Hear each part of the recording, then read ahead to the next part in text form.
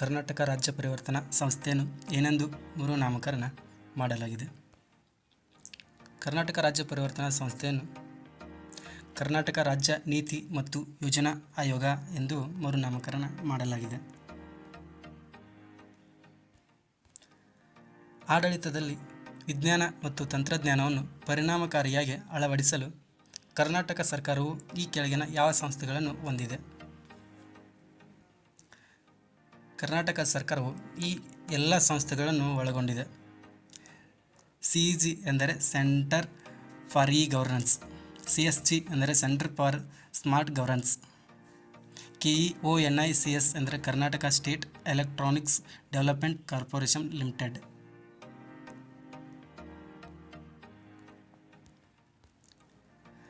ಎತ್ತಿನಹೊಳೆ ಕುಡಿಯುವ ನೀರಿನ ಯೋಜನೆಯನ್ನು ಯಾವ ಜಲ ನಿಗಮವು ನಿರ್ವಹಿಸುತ್ತದೆ?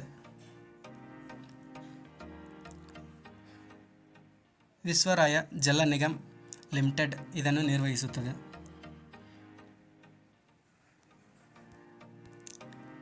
ಪಶ್ಚಿಮ ವಾಹಿನಿ ಇದಕ್ಕೆ ಸಂಬಂಧಿಸಿದ ಯೋಜನೆಯಾಗಿದೆ.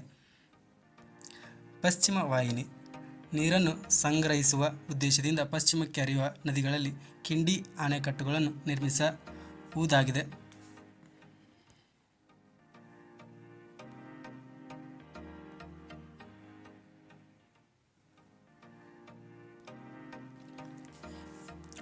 ಕರ್ನಾಟಕವು ರಾಜ್ಯ ಜಲ ನೀತಿಯನ್ನು ಜಾರಿಗೆ ತಂದ ವರ್ಷ ಯಾವುದು?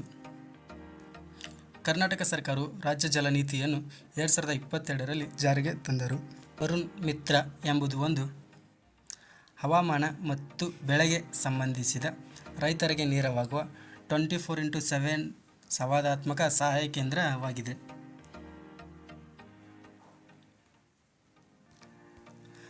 ಕರ್ನಾಟಕದ ಪರಿಸರ ನಿರ್ವಹಣೆ ಮತ್ತು ನೀತಿ ಸಂಶೋಧನಾ ಸಂಸ್ಥೆ ಎಲ್ಲಿ ನೆಲೆಗೊಂಡಿದೆ?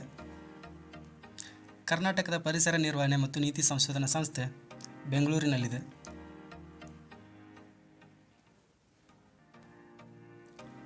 ಫ್ರೂಟ್ಸ್ ಪೋರ್ಟಲ್ ಇದರ ಸರಿಯಾದ ವಿಸ್ತರಣೆ ಅಂದರೆ full form farmer registration and unified beneficiary information system.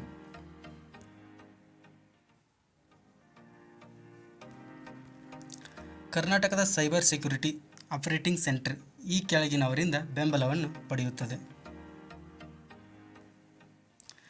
The Indian computer emergency response team, ministry of electronics and information technology, national critical information infrastructure protection centre ಈ ಮೂರು ಸಂಸ್ಥೆಯಿಂದ ಸಹಾಯವನ್ನು ಪಡೆಯುತ್ತದೆ.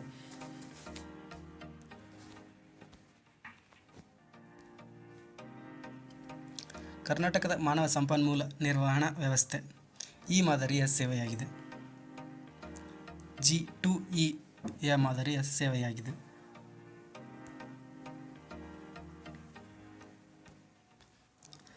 ನಾಗರಿಕರು ತಮ್ಮ ವೈಯಕ್ತಿಕ ದಾಖಲೆಗಳನ್ನು ಯಾವುದೇ ಸಮಯದಲ್ಲಿ ಎಲ್ಲಿ ಬೇಕಾದರೂ ಪಡೆಯಲು ಯಾವ ವ್ಯವಸ್ಥೆಯು ಸಹಾಯ ಮಾಡುತ್ತದೆ?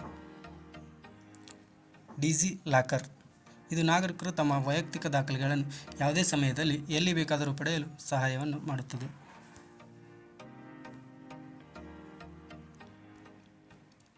ಕನ್ನಡದ ನಿಘಂಟುಗಳು ಮತ್ತು ಪದಕೋಶಗಳನ್ನು ಸಾರ್ವಜನಿಕ ಬಳಕೆಗೆ ದೊರಕಿಸಲು ಕರ್ನಾಟಕ ಸರ್ಕಾರವು ಈ ಜಾಲತಾಣವನ್ನು ಆರಂಭಿಸಿದೆ. ಪದ ಕಣಜ ಎಂಬುದನ್ನು ಆರಂಭಿಸಿದೆ.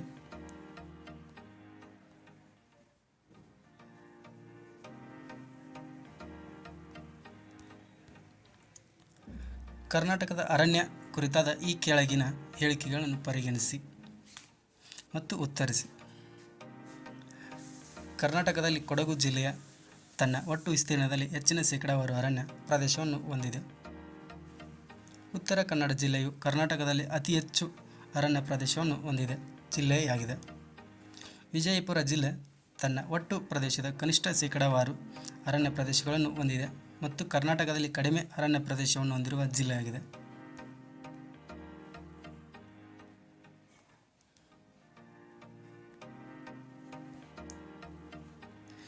ಈ 3 ಹೇಳಿಕೆಗಳು ಸರಿಯಾಗಿವೆ.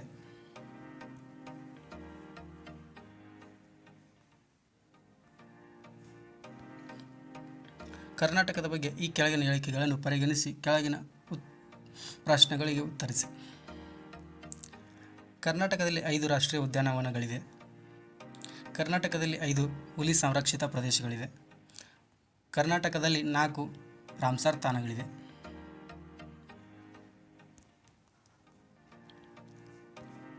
ಈ 3 ಆಯ್ಕೆಗಳು ಸರಿಯಾಗಿವೆ.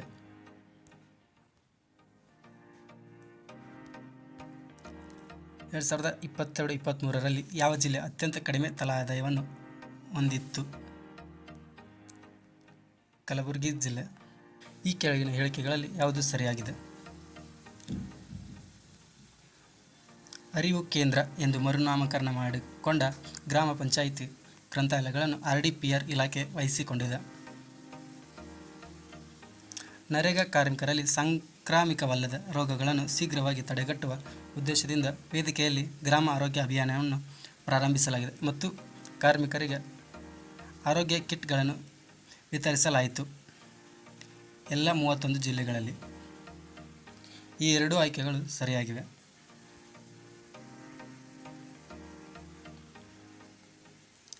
ಎರಡು 2023-24ರ ಅವಧಿಯಲ್ಲಿ ಕರ್ನಾಟಕದಲ್ಲಿ ಬರ ಹೆಚ್ಚಾಗಿತ್ತು. ಎಷ್ಟು ತಾಲೂಕುಗಳನ್ನು ಘೋಷಿಸಲಾಗಿದೆ? ಬರಗಾಲದ ಪರಿಣಾಮವಾಗಿ ಕೃಷಿ ಬೆಳೆಗಳ ವಿಸ್ತೀರ್ಣ ಮತ್ತು ಉತ್ಪಾದನೆಯಲ್ಲಿ ಕುಸಿತ ಉಂಟಾಗಿದೆಯೇ? 723 ತಾಲೂಕುಗಳು.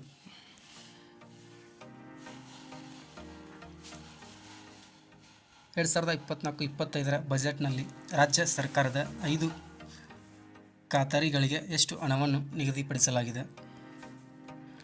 52,000 ಕೋಟಿ.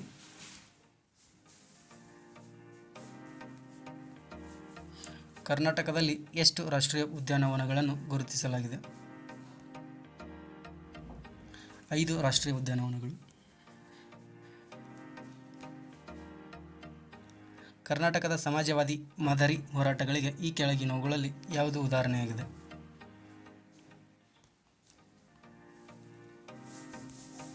ಎ. 1951ರಲ್ಲಿ ನಡೆದ ಕಾಗೋಡು ಸತ್ಯಾಗ್ರಹ. ಬಿ. 1973ರಲ್ಲಿ ನಡೆದ ಸಂಡೂರು ಸತ್ಯಾಗ್ರಹ. ಎ ಮತ್ತು ಬಿ ಎರಡೂ ಸರಿಯಾಗಿವೆ.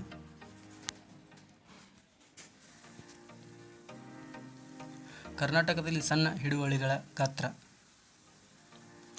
1 ರಿಂದ 2 ಹೆಕ್ಟೇರ್.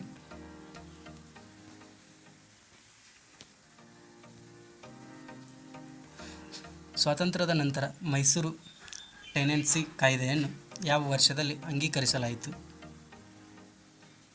1952ರಲ್ಲಿ ಸ್ವಾತಂತ್ರ್ಯದ ನಂತರ ಮೈಸೂರು ಟೆನೆನ್ಸಿ ಕಾಯ್ದೆಯನ್ನು ಅಂಗೀಕರಿಸಲಾಯಿತು.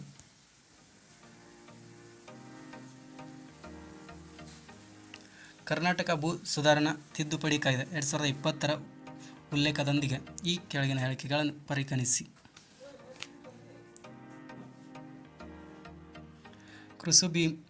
ಕೃಷಿ ಭೂಮಿ ಖರೀದಿ ಮತ್ತು ಖರೀದಿಗಾರರ ಮೇಲಿನ ನಿರ್ಬಂಧವನ್ನು ತೆಗೆದುಹಾಕುವುದು. ಅಂತಹ ಕೃಷಿ ಭೂಮಿಯನ್ನು ಕೃಷಿ ಉದ್ದೇಶಕ್ಕಾಗಿ ಮಾತ್ರ ಬಳಸಬೇಕು. ಎ ವರ್ಗದ ನೀರಾವರಿ ಭೂಮಿಯನ್ನು ಕೃಷಿ ಉದ್ದೇಶಕ್ಕಾಗಿ ಮಾತ್ರ ಮಾರಾಟ ಮಾಡಬೇಕು.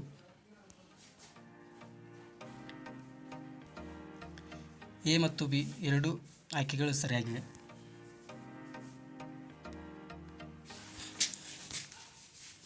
ಕರ್ನಾಟಕ ಸರ್ಕಾರವು ಸಾರ್ವಜನಿಕ ಹಿತಾಸಕ್ತಿ ಘೋಷಣೆಯ ಮೂಲಕ ಯಾವ ವರ್ಷದಲ್ಲಿ ಭೂ ಸುಧಾರಣಾ ಕಾಯಿದೆಯನ್ನು ತಿದ್ದುಪಡಿ ಮಾಡಿತು?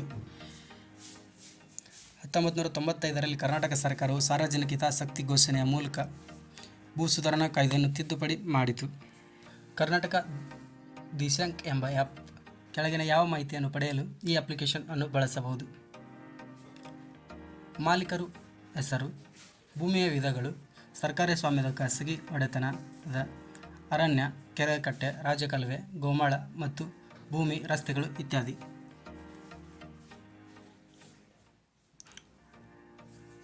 ಹಕ್ಕುಗಳು, ಹಿಡುವಳಿ ಮತ್ತು ಬೆಳೆಗಳ ದಾಖಲೆಗಳ ವಿವರ. ಮೇಲಿನ ಎಲ್ಲ ಮಾಹಿತಿಗಳನ್ನು ಪಡೆಯಲು ಈ ಆ್ಯಪನ್ನು ಬಳಸಬಹುದು. ಕರ್ನಾಟಕದಲ್ಲಿ ಬಿಡಿ ಜತ್ತಿ ಸಮಿತಿಯನ್ನು ಯಾವ ವರ್ಷದಲ್ಲಿ ನೇಮಿಸಲಾಯಿತು? 1957ರಲ್ಲಿ ಕರ್ನಾಟಕದಲ್ಲಿ ಬಿಡಿ ಜತ್ತಿ ಸಮಿತಿಯನ್ನು ನೇಮಿಸಲಾಯಿತು. 1953-55ರ ಹಿಂದುಳಿದ ವರ್ಗಗಳ ಆಯೋಗದ ನೇತೃತ್ವ ವಹಿಸಿದವರು ಯಾರು? ಕಾಕಾ ಕಾಲೇಲ್ಕರ್ ಎಂಬುವರು 1953-55ರ ಹಿಂದುಳಿದ ವರ್ಗಗಳ ಆಯೋಗದ ನೇತೃತ್ವವನ್ನು ವಹಿಸಿದ್ದರು.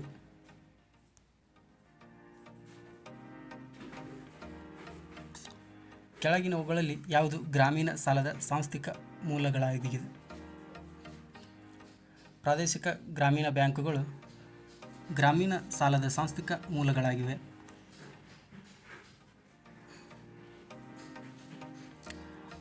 ಭಾರತ ಸರ್ಕಾರವು ಅಭಿವೃದ್ಧಿಗಾಗಿ ಈ ಕಾರ್ಯಕ್ರಮಗಳಲ್ಲಿ ಯಾವುದು ಪ್ರಾರಂಭಿಸಿದೆ? ರಾಷ್ಟ್ರೀಯ ಗ್ರಾಮೀಣ ಜೀವನೋಪಾಯ ಮಿಷನ್. 2. ಮಹಾತ್ಮ ಗಾಂಧಿ ರಾಷ್ಟ್ರೀಯ ಗ್ರಾಮೀಣ ಉದ್ಯೋಗ ಖಾತರಿ ಕಾಯ್ದೆ. 3. ಪ್ರಧಾನಮಂತ್ರಿ ಗ್ರಾಮ್ ಸಡಕ್ ಯೋಜನೆ. ಭಾರತ ಸರ್ಕಾರವು ಗ್ರಾಮೀಣ ಅಭಿವೃದ್ಧಿಗಾಗಿ ಈ ಮೇಲಿನ ಎಲ್ಲ ಕಾರ್ಯಕ್ರಮಗಳನ್ನು ಪ್ರಾರಂಭಿಸಿದೆ.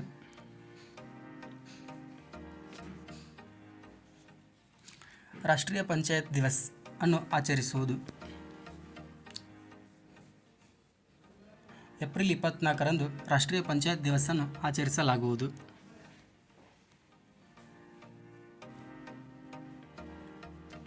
ಈ ಕೆಳಗಿನ ಯಾವ ಹೇಳಿಕೆಗಳು ಸರಿಯಾಗಿಲ್ಲ? ಪಂಚಾಯತಿ ರಾಜ್ ಅನ್ನು ಭಾರತದಲ್ಲಿ ಜವಾಹರಲಾಲ್ ನೆಹರು ಸ್ಥಾಪಿಸಿದರು. ಭಾರತದಲ್ಲಿ ಪಂಚಾಯತ್ ರಾಜ್ ವ್ಯವಸ್ಥೆಯನ್ನು ಜಾರಿಗೆ ತಂದ ಮೊದಲ ರಾಜ್ಯ ಮಧ್ಯಪ್ರದೇಶ. 73ನೇ ಸಂವಿಧಾನದ ತಿದ್ದುಪಡಿಯನ್ನು 1992ರಲ್ಲಿ ಜಾರಿಗೆ ತರಲಾಯಿತು. ತಮಿಳುನಾಡು ದ್ವಿಸದನ ವಿಧಾನಸಭೆಯನ್ನು ಅಳವಡಿಸಿಕೊಂಡಿದೆ. ಭಾರತದಲ್ಲಿ ಪಂಚಾಯತ್ ರಾಜ್ ವ್ಯವಸ್ಥೆ ಜಾರಿಗೆ ತಂದ ಮೊದಲ ರಾಜ್ಯ ಮಧ್ಯಪ್ರದೇಶ. ಈ ಹೇಳಿಕೆ ತಪ್ಪಾಗಿದೆ. ಕೆಳಗಿನ ಯಾವ ವಿಧಿಯು ಪಂಚಾಯತ್ ರಾಜ್ಗೆ ಸಂಬಂಧಿಸಿದೆ? 743ನೇ ವಿಧಿ.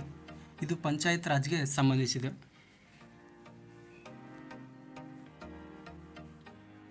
ಪಂಚಾಯತ್ ರಾಜ್ ಸಂಸ್ಥೆಗಳ ದಕ್ಷತೆಯನ್ನು ಸುಧಾರಿಸಲು ಶಿಫಾರಸು ಮಾಡಲು 1977ರಲ್ಲಿ ಭಾರತ ಸರ್ಕಾರದಿಂದ ಈ ಕೆಳಗಿನ ಸಮಿತಿಗಳಲ್ಲಿ ಯಾವುದು ನೇಮಕಗೊಂಡಿದೆ? ಅಶೋಕ್ ಮೆಹ್ತಾ ಸಮಿತಿ.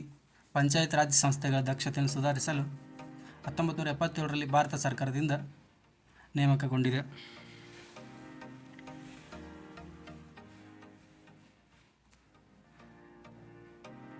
ಈ ಕೆಳಗಿನವುಗಳಲ್ಲಿ ಅಶೋಕ್ ಮೆಹ್ತಾ ಸಮಿತಿಯ ಶಿಫಾರಸುಗಳು ಯಾವುವು? ಪಂಚಾಯತ್ ರಾಜ್ ಸಂಸ್ಥೆಗಳು ಕಡ್ಡಾಯ ಅಧಿಕಾರಗಳನ್ನು ಹೊಂದಿರಬೇಕು. ತಮ್ಮ ಸ್ವಂತ ಆರ್ಥಿಕ ಸಂಪನ್ಮೂಲಗಳನ್ನು ಸಜ್ಜುಗೊಳಿಸಲು ತೆರಿಗೆ.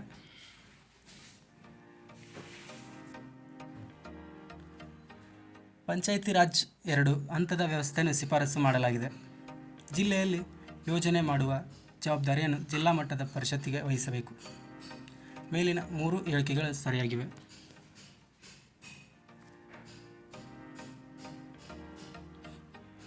ಸರ್ಕಾರದ ಇತ್ತೀಚಿನ ಮಾಹಿತಿಯ ಪ್ರಕಾರ ಕರ್ನಾಟಕದಲ್ಲಿರುವ ಜಿಲ್ಲಾ ಪಂಚಾಯಿತಿ, ತಾಲೂಕು ಪಂಚಾಯಿತಿ ಮತ್ತು ಗ್ರಾಮ ಪಂಚಾಯಿತಿಗಳ ಸಂಖ್ಯೆಯು ಕ್ರಮವಾಗಿ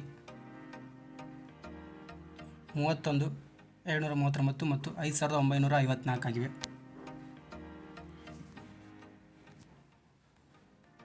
ಯಾವ ಸಾಂವಿಧಾನಿಕ ಅನುಚ್ಛೇದವು ಪಂಚಾಯತ್ ಅವಧಿಯನ್ನು ವ್ಯಾಖ್ಯಾನಿಸುತ್ತದೆ? 743 ಈ ವಿಧಿ ಪಂಚಾಯತ್ ಅವಧಿಯನ್ನು ವ್ಯಾಖ್ಯಾನಿಸುತ್ತದೆ. ಸಾಂಪ್ರದಾಯಿಕ ಹಿಂದೂ ಸಮಾಜವನ್ನು ವ್ಯಕ್ತಿಯ ಉದ್ಯೋಗ ಆಧಾರದ ಮೇಲೆ ಜಾತಿ ಅಥವಾ ವರ್ಣಗಳಾಗಿ ವಿಂಗಡಿಸಲಾಗಿದೆ.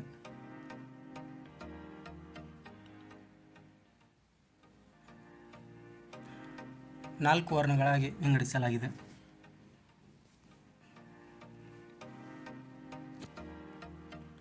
ಡ್ಯಾಶ್ ನ್ಯಾಯವು ಪ್ರತಿಯೊಬ್ಬರು ದೈನಂದಿನ ಆಹಾರ ಮತ್ತು ಮೂಲಭೂತ ಅಗತ್ಯಗಳನ್ನು ಪೂರೈಸಲು ಸಾಕಷ್ಟು ಅವಕಾಶ ಹೊಂದಿರಬೇಕು.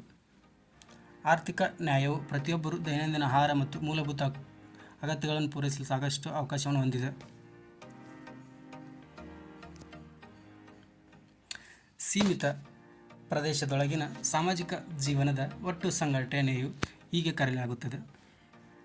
ಒಂದು ಸಮುದಾಯ ಎಂದು ಕರೆಯಲಾಗುತ್ತದೆ.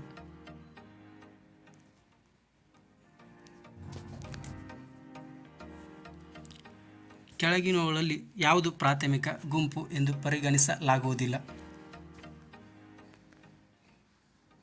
ಗುಂಪು ಇದನ್ನು ಪ್ರಾಥಮಿಕ ಗುಂಪು ಎಂದು ಪರಿಗಣಿಸಲಾಗುವುದಿಲ್ಲ. ಹಿಂದೂ ಧರ್ಮಶಾಸ್ತ್ರದ ಪ್ರಕಾರ ಬ್ರಾಹ್ಮಣ ಮಹಿಳೆ ಮತ್ತು ವೈಶ್ಯ ವರ್ಣ ಪುರುಷನ ನಡುವಿನ ವಿವಾಹವನ್ನು ಏನೆಂದು ಕರೆಯಲಾಗುತ್ತದೆ? ಪ್ರತಿಲೋಮ ಎಂದು ಕರೆಯಲಾಗುತ್ತದೆ. ಭಾರತ ವರ್ಷ ಎಂಬ ಪದವು ಮೂಲಭೂತ ಏಕತೆಯನ್ನು ಸೂಚಿಸುತ್ತದೆ. ರಾಜ್ಯದ ರಾಜ್ಯಪಾಲರನ್ನು ರಾಷ್ಟ್ರಪತಿಗಳ ಯಾರ ಸಲಹೆಯ ಮೇರೆಗೆ ನೇಮಕ ಮಾಡಲಾಗುತ್ತದೆ? ಪ್ರಧಾನಮಂತ್ರಿಯ ಸಲಹೆಯ ಮೇರೆಗೆ ನೇಮಕ ಮಾಡಲಾಗುತ್ತದೆ.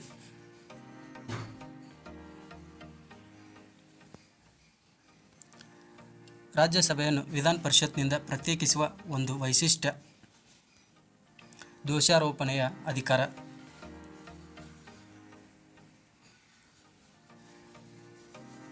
ಸಂವಿಧಾನದ 78ನೇ ವಿಧಿಯು ವ್ಯವಹರಿಸುವುದು. ಇದು ಸರ್ಕಾರದ ನಿರ್ಧಾರ ಮತ್ತು ನೀತಿಗಳ ಬಗ್ಗೆ ಅಧ್ಯಕ್ಷರಿಗೆ ತಿಳಿಸುವ ಪ್ರಧಾನಮಂತ್ರಿಯ ಕರ್ತವ್ಯವಾಗಿದೆ.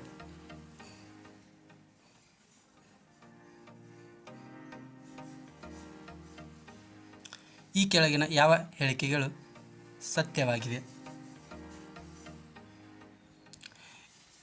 ವಿಶ್ವಸಂಸ್ಥೆಯಲ್ಲಿ ಭಾರತದ ಸದಸ್ಯತ್ವವು ಭಾರತದ ಸಾರ್ವಭೌಮತ್ವವನ್ನು ಮಿತಿಗೊಳಿಸುವುದಿಲ್ಲ. ಇದು ಸತ್ಯವಾಗಿದೆ. ಈ ಕೆಳಗಿನವುಗಳಲ್ಲಿ ಯಾವುದು 1973ರ Kesavananda Bharati versus state of Kerala ಪ್ರಕರಣದ ಫಲಿತಾಂಶವಾಗಿದೆ? ಪೀಠಿಕೆಯು ಭಾರತೀಯ ಸಂವಿಧಾನದ ಒಂದು ಭಾಗವಾಗಿದೆ. ಸಂಸತ್ತಿನ ತಿದ್ದುಪಡಿ ಅಧಿಕಾರಕ್ಕೆ ಒಳಪಟ್ಟಿರುತ್ತದೆ.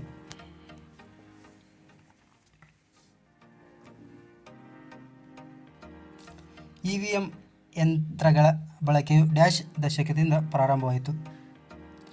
ಇವಿಎಂ ಯಂತ್ರಗಳ ಬಳಕೆಯು 1990ರಿಂದ ಪ್ರಾರಂಭವಾಯಿತು. ರಾಜ್ಯ ನೀತಿಯ ಡ್ಯಾಶ್ ಪ್ರಜಾಸತ್ತಾತ್ಮಕ ವಿಕೇಂದ್ರೀಕರಣದ ನಿಬಂಧನೆಯನ್ನು ಒಳಗೊಂಡಿದೆ. ರಾಜ್ಯ ನೀತಿ ನಿರ್ದೇಶಕ ತತ್ವವನ್ನು ರಾಜ್ಯ ನೀತಿಯ ಪ್ರಜಾಸತ್ತಾತ್ಮಕ ವಿಕೇಂದ್ರೀಕರಣ ಒಳಗೊಂಡಿದೆ.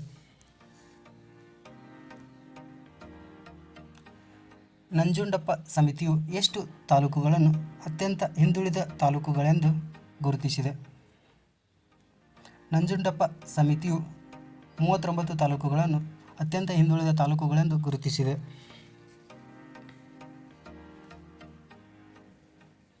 ಸಂಸದೀಯ ರೀತಿಯ ಸರ್ಕಾರದಲ್ಲಿ ಮಂತ್ರಿಗಳ ಮಂಡಳವು ಯಾರ ಬೆಂಬಲವನ್ನು ಹೊಂದಿರುವವರೆಗೂ ಅಧಿಕಾರದಲ್ಲಿರಬಹುದು?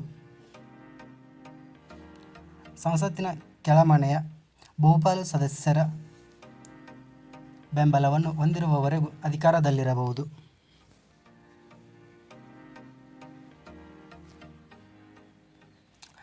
ಅಕ್ಬರನ ಆದೇಶದ ಅಡಿಯಲ್ಲಿ ಅಭೂತಪೂರ್ವ ದೊಡ್ಡ ಕ್ಯಾನ್ವಾಸ್ನಲ್ಲಿ ಚಿತ್ರಿಸಲಾದ ಪ್ರಸಿದ್ಧ ಹಂಜನಾಮವನ್ನು ಮೂಲತಃ ಯಾವ ಭಾಷೆಯಲ್ಲಿ ಬರೆಯಲಾಗಿದೆ? ಇದನ್ನು ಪರ್ಷಿಯನ್ ಭಾಷೆಯಲ್ಲಿ ಬರೆಯಲಾಗಿದೆ.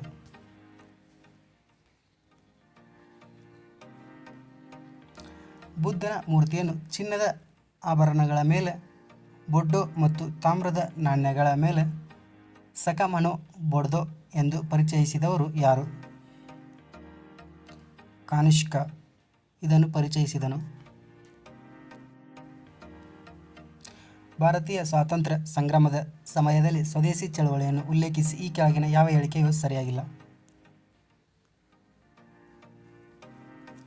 ಬಂಗಾಳದಲ್ಲಿ ಸ್ವದೇಶಿ ಚಳವಳಿಯ ಥೀಮ್ ಹಾಡು ರವೀಂದ್ರನಾಥ್ ಅವರ ಅಮರ್ ಸೋನಾರ್ ಬಾಂಗ್ಲಾ ಆಗಿತ್ತು. ಇದು ಸರಿಯಾಗಿದೆ. ಸೈಯದ್ ಹೈದರ್ ರಜಾ ದೆಹಲಿಯಲ್ಲಿ ಸ್ವದೇಶಿ ಚಳವಳಿಯನ್ನು ಮುನ್ನಡೆಸಿದರು. ಇದು ಕೂಡ ಸರಿಯಾಗಿದೆ. 1907ರಲ್ಲಿ ಕಾಂಗ್ರೆಸ್ ಸೂರತ್ ವಿಭಜನೆಯು ಸ್ವದೇಶಿ ಚಳವಳಿಯನ್ನು ದುರ್ಬಲಗೊಳಿಸಿತು. ಇದು ಕೂಡ ಸರಿಯಾಗಿದೆ. ಗಣಪತಿ ಮತ್ತು ಶಿವಾಜಿ ಉತ್ಸವಗಳು ಬಂಗಾಳದಲ್ಲಿ ಸ್ವದೇಶಿ ಪ್ರಚಾರಕ್ಕೆ ಮಾಧ್ಯಮವಾಯಿತು. ಇದು ತಪ್ಪಾಗಿದೆ. ಈ ಕೆಳಗಿನವುಗಳಲ್ಲಿ ಯಾವ ಚಳವಳಿ ಸರಿಯಾದ ಕಾಲಾನುಕ್ರಮವನ್ನು ಸೂಚಿಸುತ್ತದೆ?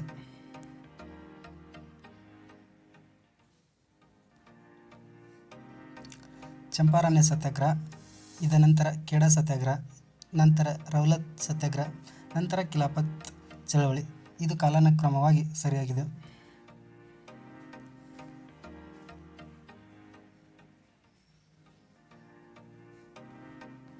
ಕೃಷ್ಣ ದೇವರಾಯನ ಅಮುಕ್ತ ಮಾಲ್ಯದಲ್ಲಿ ಈ ಕೆಳಗಿನವುಗಳಲ್ಲಿ ಯಾವುದನ್ನು ರಾಜ್ಯದ ಮುಖ್ಯ ವೆಚ್ಚಗಳೆಂದು ಉಲ್ಲೇಖಿಸಲಾಗಿದೆ?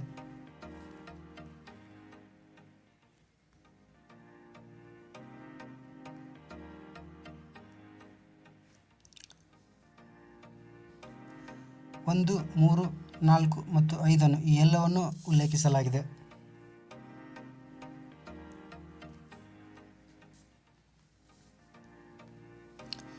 ಕೆಳಗಿನ ಹೇಳಿಕೆಯಲ್ಲಿ ಯಾವುದು ಸರಿಯಾಗಿದೆ?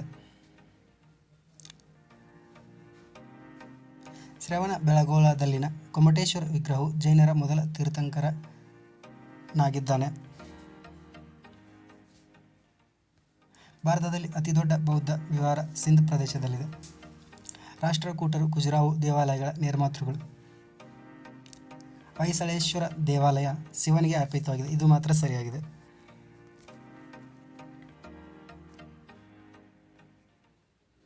ಎರಡನೇ ಪುಲಿಕೇಶಿಯ ಬಗ್ಗೆ ಈ ಕೆಳಗಿನ ಯಾವ ಹೇಳಿಕೆಗಳು ಸರಿಯಾಗಿಲ್ಲ? ಅವನು ಬಾದಾಮಿಯಲ್ಲಿ ವೈಷ್ಣವ ಗುಹಾಲಯವನ್ನು ನಿರ್ಮಿಸಿದನು. ಇದು ತಪ್ಪಾಗಿದೆ.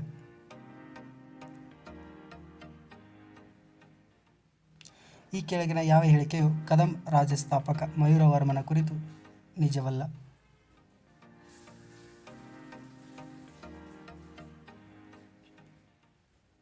ಆತ ತಾಳಗುಂದದ ಸ್ತಂಭ ಶಾಸನವನ್ನು ಕೆತ್ತಿಸಿದನು. ಇದು ನಿಜವಲ್ಲ. ಇಮ್ಮಡಿ ಪುಲಿಕೇಶಿ ತನ್ನ ಆಸ್ಥಾನದಲ್ಲಿ ಪರ್ಸಿಯಾದ ರಾಯಭಾರಿಗಳನ್ನು ಬರಮಾಡಿಕೊಳ್ಳುತ್ತಿರುವ ದೃಶ್ಯವನ್ನು ತೋರುವ ಚಿತ್ರ ಈ ಸ್ಥಳದಲ್ಲಿದೆ.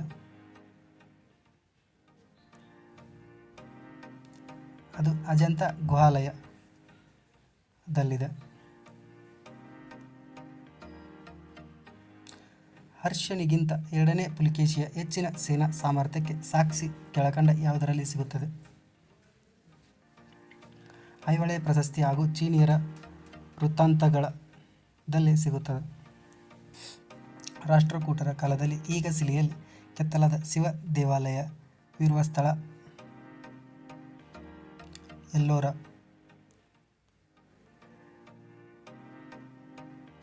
ಕವಿರಾಜ್ಯ ಮಾರ್ಗವು ಕನ್ನಡದ ಶ್ರೇಷ್ಠ ಸಾಹಿತ್ಯ ಕೃತಿ. ಅದು ರಚನೆಯಾದದ್ದು ಯಾವ ರಾಜವಂಶದ ಆಶ್ರಯದಲ್ಲಿ? ರಾಷ್ಟ್ರಕೂಟರ ಆಶ್ರಯದಲ್ಲಿ.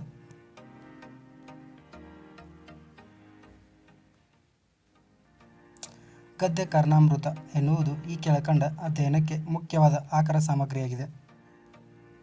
ಹೊಯ್ಸಳ ಪಾಂಡ್ಯ ಸಂಬಂಧಗಳು.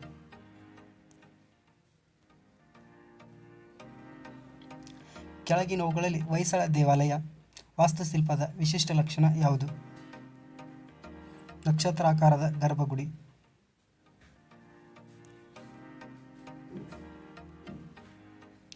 ಭಾರತದ ಭೌಗೋಳಿಕ ಕೇಂದ್ರ ಯಾವುದು? ಜಬಲ್ಪುರ್.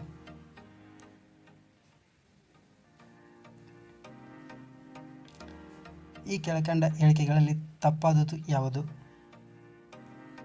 ಭಾರತ ನೇಪಾಳಕ್ಕಿಂತ ಮಯನ್ಮಾರ್ನೊಂದಿಗೆ ಅತಿ ದೀರ್ಘ ಗಡಿಯನ್ನು ಹೊಂದಿದೆ. ಇದು ತಪ್ಪಾಗಿದೆ. ಭಾರತ ಬಾಂಗ್ಲಾದೇಶದ ಅತಿ ದೀರ್ಘ ಗಡಿಯನ್ನು ಹೊಂದಿದೆ. ಇದು ಸರಿಯಾಗಿದೆ. ಭಾರತ ಅಫ್ಘಾನಿಸ್ತಾನದೊಂದಿಗೆ ಅತಿ ಕಡಿಮೆ ಗಡಿಯನ್ನು ಹೊಂದಿದೆ. ಇದು ಸರಿಯಾಗಿದೆ. ಭಾರತ ಪಾಕಿಸ್ತಾನಕ್ಕಿಂತ ಚೀನಾದೊಂದಿಗೆ ಅತಿ ದೀರ್ಘ ಗಡಿಯನ್ನು ಹೊಂದಿದೆ. ಇದು ಕೂಡ ಸರಿಯಾಗಿದೆ. ಭಾರತದಲ್ಲಿ ಬೇಸಿಗೆ ಕಾಲದ ಮಳೆ ರಾಜ್ಯದ ಹೆಸರು ತಪ್ಪಾಗಿದೆ.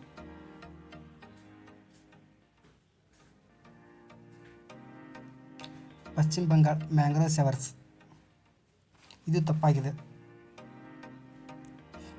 ಉತ್ತರ ಪ್ರದೇಶದಲ್ಲಿ ಆಂಡೀಸ್. ಇದು ಕರೆಕ್ಟ್. ಕರ್ನಾಟಕದಲ್ಲಿ ಕಾಫಿ ತುಂತುರು. ಇದು ಕರೆಕ್ಟ್. ಕೇರಳದಲ್ಲಿ ಮಾವಿನ ಮೊಯ್ಲು. ಇದು ಕರೆಕ್ಟ್. ಈ ಕೆಳಕಂಡವುಗಳಲ್ಲಿ ಯಾವುದು ತಪ್ಪಾಗಿದೆ? ಭೂಮಿಯ ಸಮಭಾಜಕ ವೃತ್ತದ ವ್ಯಾಸ 40,076 ಕಿಲೋಮೀಟರ್. ಇದು ತಪ್ಪಾಗಿದೆ. ಧ್ರುವೀಯ ವ್ಯಾಸ 12,714 ಕಿಲೋಮೀಟರ್. ಇದು ಕರೆಕ್ಟ್. ಧ್ರುವೀಯ ಸುತ್ತಳತೆ 40,008 ಕಿಲೋಮೀಟರ್. ಇದು ಕರೆಕ್ಟ್. ಭೂಮಿಯ ಒಟ್ಟು ಭೌಗೋಳಿಕ ಕ್ಷೇತ್ರ 510 ದಶಲಕ್ಷ ಚದರ ಕಿಲೋಮೀಟರ್. ಇದು ಕರೆಕ್ಟ್. ವೆಸ್ಟ್ ಇಂಡೀಸ್ ಪ್ರದೇಶದಲ್ಲಿ ಚಂಡಮಾರುತಗಳನ್ನು ಹೀಗೆಂದು ಕರೆಯುತ್ತಾರೆ. ವೆಸ್ಟ್ ಇಂಡೀಸ್ನಲ್ಲಿ ಚಂಡಮಾರುತಗಳನ್ನು ಹರಿಕೇನ್ಸ್ ಎಂದು ಕರೆಯುತ್ತಾರೆ. ಕೆನಡಾದಲ್ಲಿ ಹುಲ್ಲುಗಾವಲುಗಳನ್ನು ಏನೆಂದು ಕರೆಯಲಾಗುತ್ತದೆ? ಕೆನಡಾದಲ್ಲಿ ಹುಲ್ಲುಗಾವಲುಗಳನ್ನು ಪ್ರೈರಿಸ್ ಎಂದು ಕರೆಯಲಾಗುತ್ತದೆ. ವಿಶ್ವದ ಉದ್ದದ ನದಿಗಳಲ್ಲಿ ಒಂದಾಗಿರುವ ನೈಲ್ ನದಿ ಯಾವ ಆಫ್ರಿಕನ್ ದೇಶದಲ್ಲಿ ತನ್ನ ಮೂಲವನ್ನು ಹೊಂದಿದೆ? ಇಥಿಯೋಪಿಯಾ ಎಂಬ ದೇಶದಲ್ಲಿ ತನ್ನ ಮೂಲವನ್ನು ಹೊಂದಿದೆ. ಚಾರ್ಮುಡಿ ಘಾಟ್ ಯಾವ ನಗರಗಳನ್ನು ಸಂಪರ್ಕಿಸುತ್ತದೆ? ಇದು ಮಂಗಳೂರು ಮತ್ತು ಚಿಕ್ಕಮಗಳೂರು ನಡುವೆ ಇದೆ. ಈ ಕೆಳಗಿನವುಗಳಲ್ಲಿ ಯಾವುದು ತಪ್ಪಾಗಿದೆ?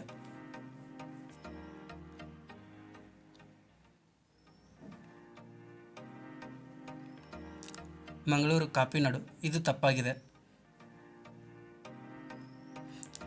ಕೊಡಗು ಕಿತ್ತಳೆ ನಾಡು, ಇದು ಸರಿಯಾಗಿದೆ. ಕರ್ನಾಟಕದ ಮ್ಯಾಂಚೆಸ್ಟರ್ ದಾವಣಗೆರೆ, ಇದು ಸರಿಯಾಗಿದೆ. ಕರ್ನಾಟಕದ ಸಕ್ಕರೆ ಬಟ್ಟಲು ಬೆಳಗಾವಿ, ಇದು ಸರಿಯಾಗಿದೆ.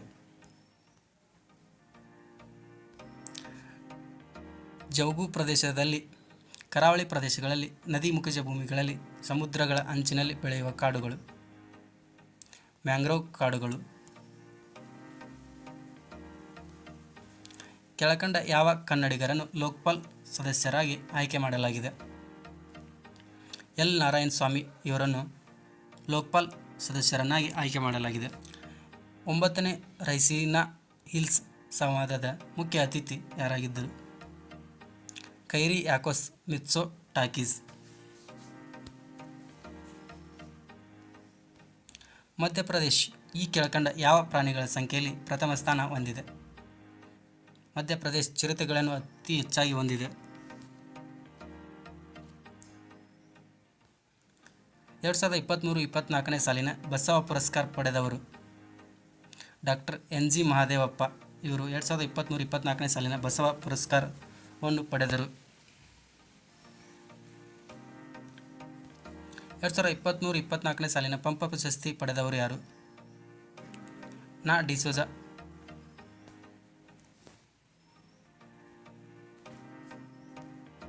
ಪ್ರಪಂಚದಾದ್ಯಂತ ರಾಷ್ಟ್ರಗಳ ವ್ಯಾಪಾರ ಮತ್ತು ವಾಣಿಜ್ಯ ಸಚಿವರುಗಳನ್ನು ಒಗ್ಗೂಡಿಸುವ ವ್ಯಾಪಾರ ಸಂಘಟನೆಯ 13ನೇ ಸಚಿವರ ಸಮ್ಮೇಳನವು 2024ರ ಫೆಬ್ರವರಿ 26ರಿಂದ 24ರವರೆಗೆ ಫೆಬ್ರವರಿ 29ರವರೆಗೆ 4 ದಿನಗಳ ಕಾಲ ಎಲ್ಲಿ ಜರುಗುತ್ತದೆ?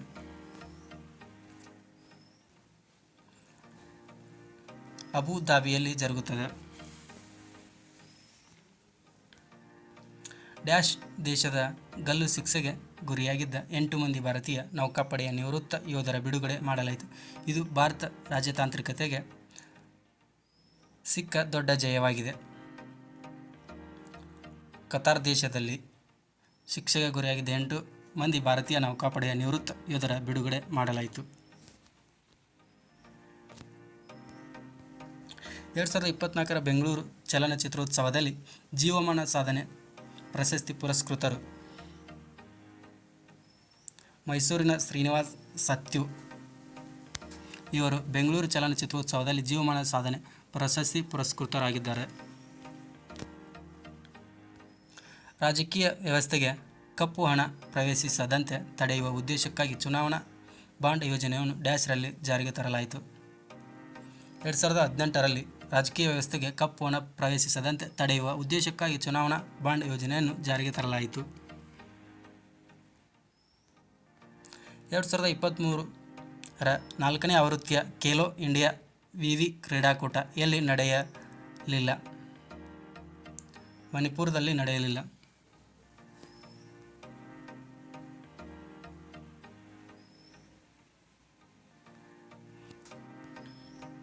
36 ವಿದ್ಯಾರ್ಥಿಗಳಿರುವ ಒಂದು ಸಾಲಿನಲ್ಲಿ ಎಯು ಆರಂಭದಿಂದ 12ನೇ ಸ್ಥಾನದಲ್ಲಿದ್ದರೆ ಬಿಯು ಎಗಿಂತ 3 ಸ್ಥಾನ ಮುಂದೆ ಇದ್ದಾರೆ. ಹಾಗಾದರೆ ಬಿಯು ಕೊನೆಯಿಂದ ಎಷ್ಟನೇ ಸ್ಥಾನದಲ್ಲಿರುವನು? 28ನೇ ಸ್ಥಾನದಲ್ಲಿರುವನು.